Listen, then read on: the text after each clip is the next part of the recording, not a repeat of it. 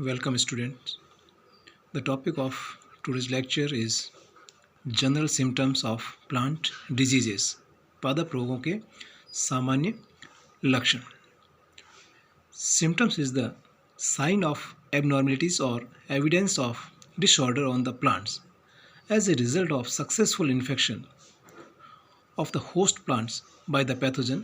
A number of morphological, physiological, and anatomical changes occur in the host, and these changes are known as symptoms. वास्तव में कोई भी लक्षण, रोग के लक्षण जो होते हैं वो होस्ट और पैथोजन के बीच इंटरेक्शन का रिजल्ट है. इनके बीच में जो प्रतिक्रियाएं होती है उस इंटरेक्शन और प्रतिक्रियाओं के फलस्वरूप होस्ट में, प्लांट्स में कुछ मॉर्फोलॉजिकल, फिजियोलॉजिकल, एनाटॉमिकल चेंजेज आ जाते हैं और ये चेंजेज और यही परिवर्तन जो है लक्षणों के रूप में दिखाई देते हैं.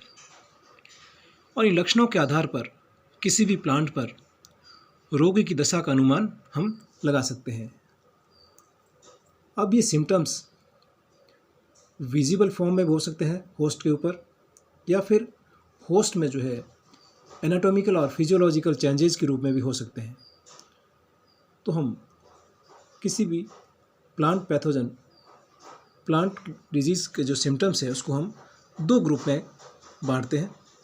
कौन कौन से? Symptoms due to characters and visibility of pathogen. हम जो है सिम्टम्स को दो कैटेगरी में कैटेगराइज करते हैं. पहला है symptoms due to characters and visibility of pathogen, कि होस्ट के ऊपर पैथोजन किस तरह से विजिबल होता है, किस तरह से दिखाई देता है उसके बेसिस पर.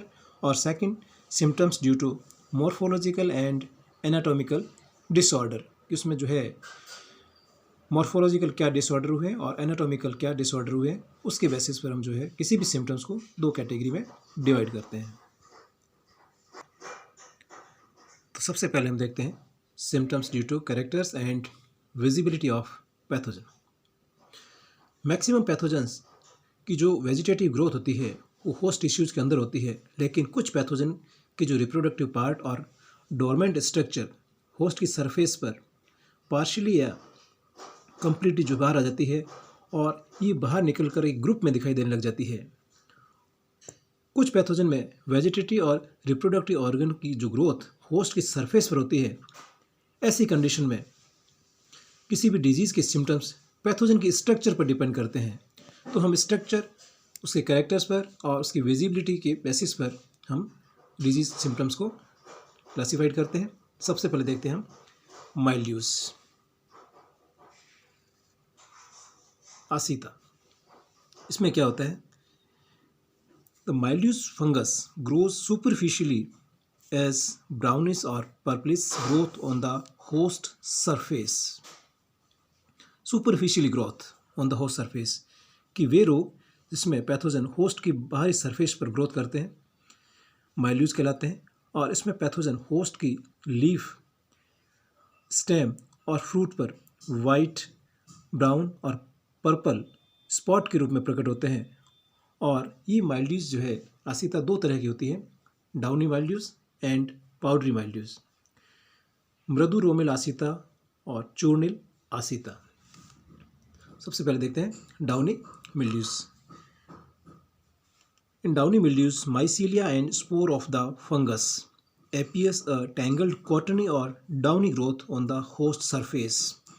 होस्ट सरफेस के ऊपर कपास की तरह एक कॉटनी इंटेंगल्ड ग्रोथ और एक डाउनी ग्रोथ के रूप में अगर कोई सिम्टम्स दिखाई देते हैं तो उसको कहते हैं डाउनी मिल्ड्यू. मृदु रोमिल आसीता, कोमल रोमों की तरह यहाँ पर पैथोजन ग्रोथ करता है. एग्जाम्पल देखें तो डाउनी मिल्ड्यू ऑफ ग्रेप्स, और ये जो है पेरोनोस्पोरेसी के द्वारा फैमिली जो द्वारा जो मैक्सिमम डिजीज़ होती है वो डाउनी मिल्ड्यू डिजीजेस होती हैं. अब हम देखते हैं पाउडरी मिल्ड्यू, चूर्णिल आसीता. It appears as dusty or powdery mass due to enormous number of spore formed superficially on the host surface, black minute ascocarp also develop in the powdery mass. इसमें जो है पैथोजन के spore host की surface पर एक चूर्णिल परत के रूप में, एक पाउडरी लेयर के रूप में रहते हैं और ऐसी आसिता को चूर्णिल आसिता कहते हैं। कई बार जो है इसमें एस्कोकार्प भी दिखाई देते हैं, छोटे से एस्कोकार्प भी होस्ट की सरफेस पर डेवलप होते हुए हमें नज़र आते हैं। तो पाउडरी ग्रोथ होस्ट की सरफेस के ऊपर पाउडरी माइल्ड्यूज और कॉटनी ग्रोथ जो है वो डाउनी माइल्ड्यूज कहलाती है। पाउडरी माइल्ड्यूज का एग्जांपल देखें तो मैक्सिमम एरिसाइफल्स ऑर्डर के जो मेंबर्स होते हैं वो पाउडरी माइल्ड्यूज ग्रोथ या पाउडरी मिल्ड्यू डिजीज कोज करते हैं। नेक्स्ट है rust symptoms. The disease results rusty appearance to the plants. It appears as small patches or pustules of spore of red, brown, yellow color. Red, brown or yellow color. It appears rusty appearance. जंग की तरह दिखाई देने वाले लक्षण rust कहलाते हैं। ये रोग पौधे के तने में पत्तियों की बाह्य त्वचा पर पस्ट्यूल्स के रूप में रहते हैं। किस रूप में रहते हैं? पस्ट्यूल्स के रूप में रहते हैं और पस्ट्यूल्स से जो है होस्ट एपिडर्मिस पर जो रप्चर जाती है, यहाँ से स्पोर बाहर की ओर रिलीज हो जाते हैं। रस्ट का अगर एग्जांपल देखें तो यूरिडिनेल्स ऑर्डर के मेंबर्स जो है वो रस्ट ऑफ व्हीट कोज करते हैं। नेक्स्ट स्मट डिजीज, कंड रोग। The symptoms is characterized by black sooty और charcoal like powdery mass usually appearing on the floral organ or sometimes on the stem, roots and leaves. Smut disease जो है maximum हम मानते हैं इसको कि ये इन्फ्लोरेसेंस डिजीज़ है। इसके सिम्टम्स जो है हमें इन्फ्लोरेसेंस या पुष्प क्रम पर नज़र आते हैं, लेकिन कुछ केसेस में स्टेम, लीव्स और रूट्स पर भी नज़र आते हैं। और इसमें क्या होता है, जैसा कि नाम से स्पष्ट है, स्मट कजली कवक काले चूर्ण के रूप में ये हमें दिखाई देता है और इसमें जो है कंड रोगों में जो पौधे के प्रभावित भाग पर काला या बैंगनी चूर्ण बन जाता है और ये सामान्यतः जो है पौधे के पुष्पीय भागों पर हमें दिखाई देता है। एग्जाम्पल देखें तो अस्ट्रेलेजिनेल्स ऑर्डर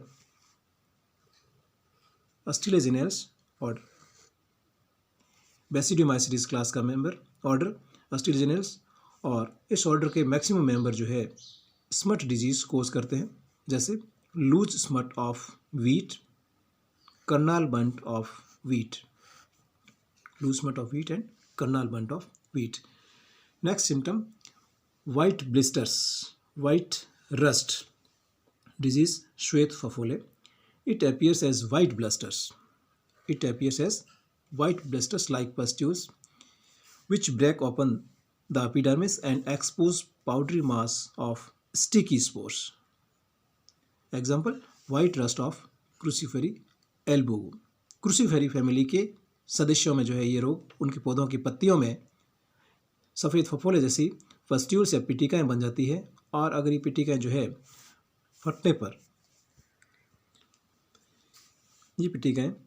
फटने पर रप्चर्ड होने पर इसमें क्या होगा कि स्पोर जो है सफ़ेद चूर्ण के रूप में हमें नज़र आता है। एग्जाम्पल, वाइट रस्ट ऑफ क्रूसीफेरी, सरसों का श्वेत कीट रोग।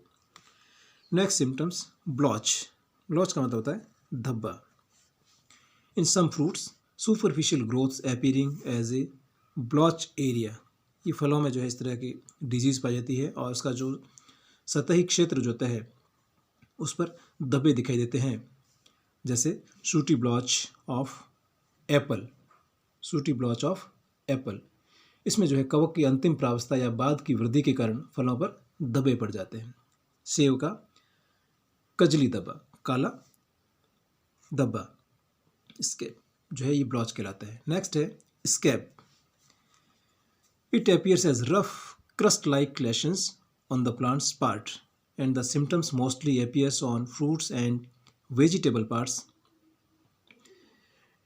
खुरदरा और एक क्रस्ट लाइक पपड़ी की तरह धब्बे जैसा भाग दिखाई देता है, और रोगी भाग में परजीवी दिखाई दे भी सकता है और नहीं भी दिखाई दे सकता है। एग्जाम्पल के तौर पर apple scab disease caused by Venturia inaequalis. Venturia inaequalis के द्वारा एप्पल स्कैब होता है, और इसमें जो है फ्रूट की सरफेस पर काला एक लेशियंस धब्बा बन जाता है। ये डिजीज कहलाती है scab.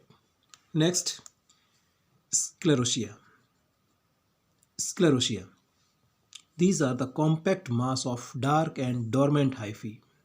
dark and dormant hyphae, dormant hyphae से सुषुप्त कवक जाल से निर्मित structure, compact mass of dark and dormant hyphae with or without host tissues, and sclerotia are resistant structure and capable of surviving under unfavourable condition. प्रतिकूल परिस्थितियाँ, हम जानते हैं कि ये एक मॉडिफाइड स्ट्रक्चर है फंगस की, और ये प्रतिकूल परिस्थितियों में अनफेवरेबल कंडीशन में पैथोजन को सर्वाइव बनाए रखती है, फंगस को सर्वाइव बनाए रखती है। जैसे ही अनुकूल परिस्थितियाँ होगी तब ये जर्मिनेट होगा, ग्रो करेगा और नई फंगस को, अपने फंगस को रिप्रोड्यूस करेगा। ये एक बहुत कठोर काली और गहरी भूरी बैंगनी रंग की संरचनाएं होती है। और एग्जाम्पल देखें तो अर्गट डिजीज़, जो कि क्लेविसेप्स परपुरिया फंगस के द्वारा होती है, ergot of rye. Next, exudations. निश्रावण। निश्रावण, एक्सुडेशन होना। In some diseases mass of spore are oozed out. रिसा होना, स्पोर का जो बहुत बड़ा समूह होता है रिस जाता है बाहर की ओर। Masses of spores are oozed out to the surface of affected host in the form of drupes. In the form of drupes. After drying up, they may form crust. सूखने के बाद में वो एक पपड़ी की तरह बन जाता है। तो जो एक्सुडेशन या निश्रावण, रिसाव जो है, अनेक बैक्टीरियल डिजीज होती है जो जीवाणु रोग होते हैं, जैसे कि bacterial blight of paddy, fire blight of pome fruit. इन जो है डिजीज़ में बैक्टीरियल ग्रुप जो है एक ऊज के रूप में रिस करके होस्ट की सरफेस पर ड्रॉप के रूप में या लेप के रूप में बन जाते हैं।